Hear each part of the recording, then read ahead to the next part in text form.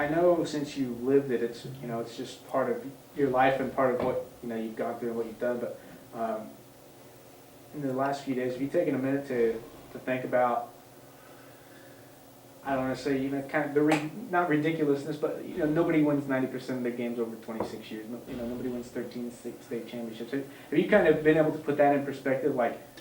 Kind of what the staff and this kid did is kind of really unique and special. Yeah, I'm still trying to catch up on social media and catch up on text messages. So I haven't had much time to reflect yet. But I've had a few people say, Coach Smith, Mike Smith, Smitty as we call him. He put something out there, and we've communicated a little bit. And that's the one thing that he said. It's like maybe you can sit back and enjoy some of that, or at least sit back and feel, realize what has been accomplished. And I obviously very proud of that, of the things. But there's so many kids involved in that, so many parents that were a part of all that, so many different teachers in this building, or different coaches that were on our staff, and just so many different people. And like I said, I'm just one little piece of that. I'm just one piece of that whole thing. But it's pretty amazing, and certainly gives you a lot of pride. I will say, as a coach, and I think only coaches maybe can appreciate this. However many losses there are, I guarantee you I could pick more things out about the losses and why, and what maybe we didn't do, or I didn't do, or how we weren't prepared. There's probably a lot more things that I can remember about those on the loss side than the win side. But we're really proud of the program, proud of our kids, proud of our just the work that everybody's done. And for me, it's just I'm probably, if I summed it up in one word, I'm just grateful. Grateful to have been a part of this.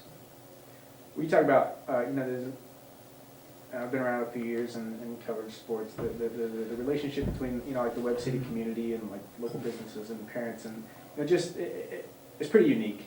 The stands are filled every Friday night. We just talk about the support of like the community, and really the surrounding area that you've seen in your time here, and do you realize that it's a pretty unique situation? Yeah, it really is. I think one thing, I've had some communication with some other coaches in the area. Some we coached against for many years, and we kind of we've talked about how much they've made us better, we've made them better. Just how when you're competing, it's always about how do we get how can we beat those guys, and then that kind of drives you. That drives your kids. It drives your coaches. It drives your town, your community, probably your administration.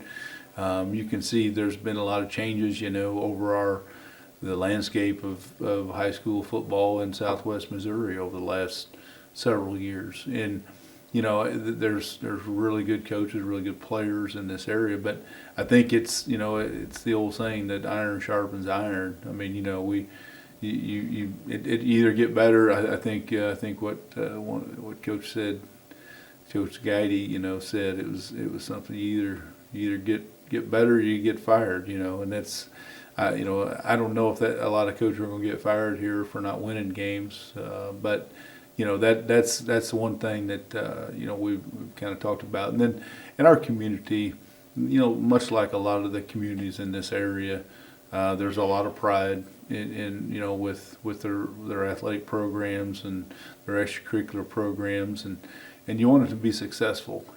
As I talk about a lot of times with our parents and our kids, it's your goal is to be successful on the field, or in the gym or wherever it is, but that's your goal, but our purpose is so much bigger than that. It's about developing kids and giving kids something that they can be a part of, and all the life skills of just discipline, work ethic, just learn how to be a part of a team, because we all kind of have the same purpose in mind, I think. And maybe sometimes we don't talk about that stuff enough. All we want to talk about is the wins and the losses. But that's something that I've really appreciated. Here in our community.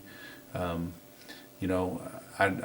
don't ever hear what's said in the stands, and it's not going to affect how I coach. It's not going to mean anything to me. I understand people, how they are. We say fans, but that's passion. That's people that are passionate about something. That means they care about it, which is good. Probably cross the line. There's probably a lot of people that cross the line, in different situations, but heck, at least they're there. That's the one thing I've always looked at. The state championship banners and all the things are going to be around the stadium for a long time, and 25 years from now or whatever, people are going to look up and they say, oh, it's when John Roderique was here. How do you want them to remember your time here? That's a good question. How do you want them to remember John Roderique when the name comes up? Man, I don't know. That's well, hopefully just somebody that cared, more about them, our athletes, our players, our program, more about them than he did the wins. Like I said, you play these games, you coach this stuff. The kids play just so you have the opportunity to compete, and obviously when you compete, you want to win. But we would all be failing in our jobs if we weren't trying to make better people through the process of our programs of coaching, and I hope that there's people that understand that.